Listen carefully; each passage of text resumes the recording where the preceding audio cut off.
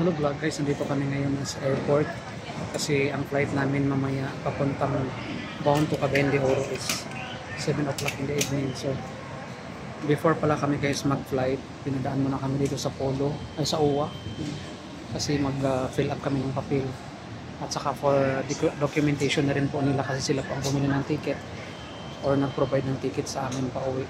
So may mga kasamahan ako guys, papuntang Cagayan de Oro, mga 5 kami. Tapos mayroong isang Bohol, mayroong 2 Cebu at 2 Marawi. So bali ano kami lahat, 9. I think 9 kami. So nasa likod po sila, si Teddy. Oh. Shout out Ted. Si Teddy boy.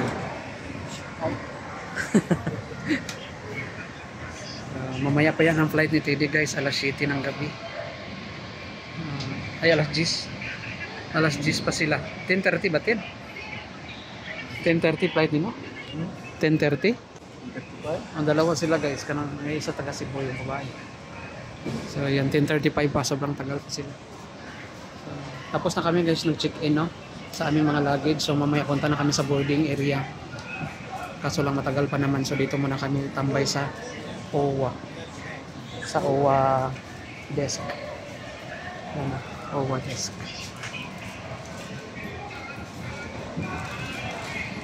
So bye bye, see you sa